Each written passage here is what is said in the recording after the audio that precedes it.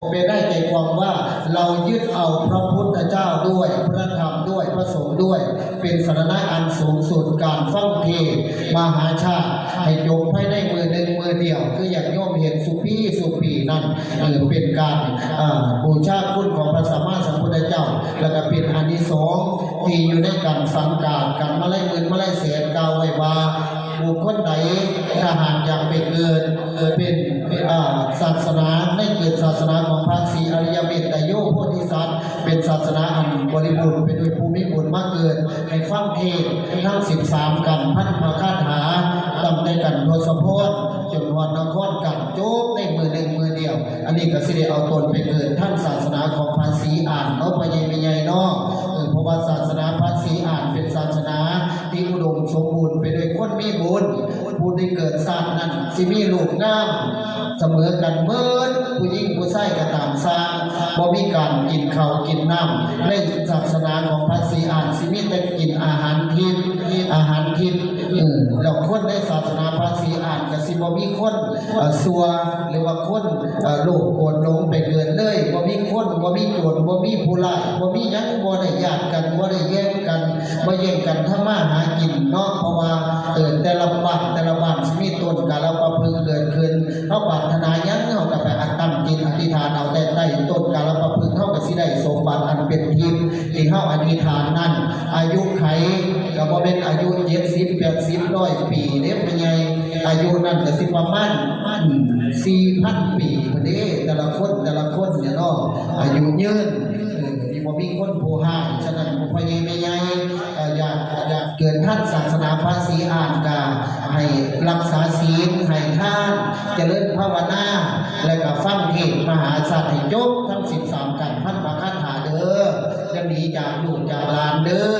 อขันโยมหนีพระกระโตนธรรมาหนีไว้ปัญญาทิเอวังก็มีด้วยประกาศชนีเลยเอากระทบปรารถนาอยากให้ไปเกิดท่านศาสนาพระศรีอานกันฟังให้จบเด้อพ่อใหญ่แม่ใหญ่เด้อพ่อใหญ่แม่ใหญ่บ้านน้ำเผือกเด้อเอาฟังให้จบดังอาตมาภาพยกบาทพระคาถาขึ้นเป็นบทที่2นั้นว่าธรรมัสสวนังเอตมังคารมุตตมังการฟังธรรมตามการนั้นเป็นมงคลอันสูงสุดเพราะว่าเฮาอยากฟังเทศมหาชาติหรือว่าโหกษัตริย์เฮาต้องฟังตอนเป็นบุญพระเวรเฮ็ดบุญเฮือนเฮ็ดบุญอุทิศเฮ็ดบุญแจกข้าวเฮ็ดบุญวันนี่บ่ได้ฟังดีอยากฟังพระเวทสันดรต้องมาฟังในบุญนี่ล่ะบุญมหาชาตินี่ล่ะจังได้ฟังเอาฉะนั้นแต่ละกันตั้งแต่กันทศพล19พระคาถาจนถึงกันนครกัน48พระคาถาจนแต่ละกันก็ยกมือสาธุตีของอนุโมทนาเอาเด้ออีเมลเด้ออยากลงแถมสมภาพกระดุมเด้ออยากขี่ทีเด้อ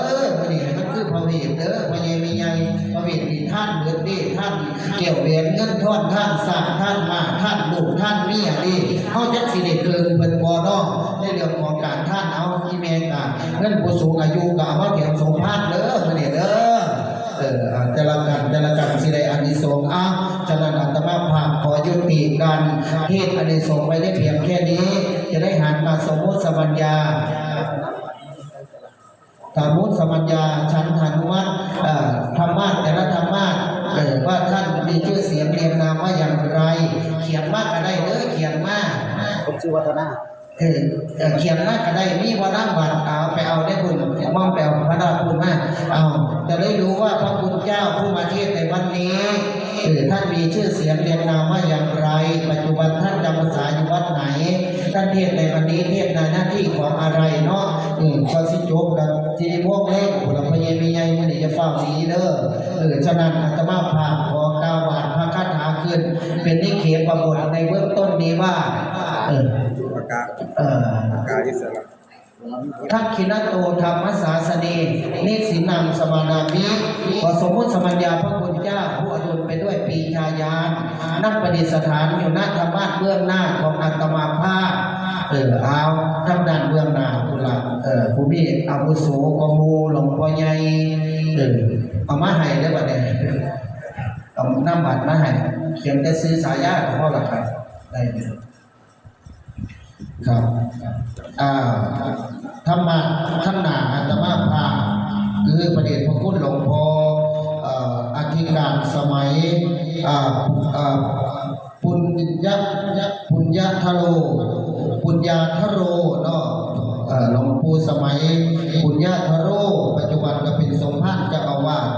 อยู่ที่วัดศรีบุญเรืองบ้านหนองบ้านเชียงติบ้านดอนเคียงก็ตำบลคำเมฆอำเภอซำสูงจังหวัดขอนแก่นมื้อนี้ขอสมมุติสมัญญาให้พระคุณเจ้ารับตำแหน่งในหน้าที่ของหน้าที่แรกหน้าที่องค์อมรินทร์เนาะครับผมหน้าที่ที่2พญาบรมศรีสวนชัยหน้าที่ที่3ก็หน้าที่อิตาชิยุโชกภาพและก็หน้าที่อื่นหน้าที่ใดก็สิคอยประคับประคองไปจนจบทั้ง13กันต่อไปก็ถ้าถัดกันมากก็คือท่านพระอธิการวัฒนาฉันทโกบ้านเกิดเมืองนอนอยู่ที่อำเภอชุมพลบุรีวัดบ้านแช่บทบ้านแก่บ้านแช่บทบ้านแค่นบนเนาะบ้านแค่นบนตำบลชุมพลบุรีอำเภอชุมพลบุรีจังหวัดสุรินทร์มื้อนี้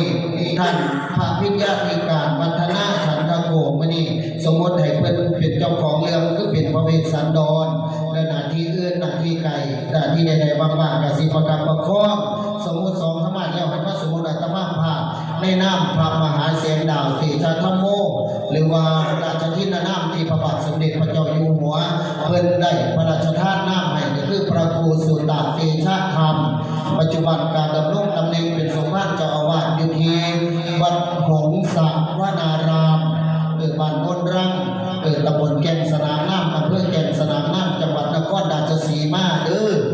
มื้อนี้ขอสมมติให้ตนรับหน้าที่ของพระนางเจ้าพุทธดี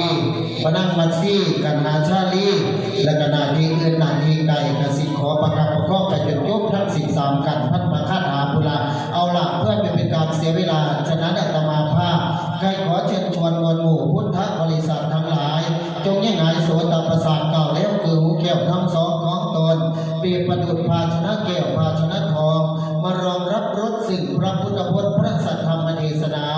ดังคณะกรรมภาพจะได้ทำการเทศน์โภกษัตริย์ในตีรัชกาลพันพระคาถายกเอากันทศพรอันประดับประดาพระได้พระคาถา19พระคาถาสืบต่อไปโดยสัจจะเคารพเป็นอันดีงามเทินดีของ3เทียรับกันทศพร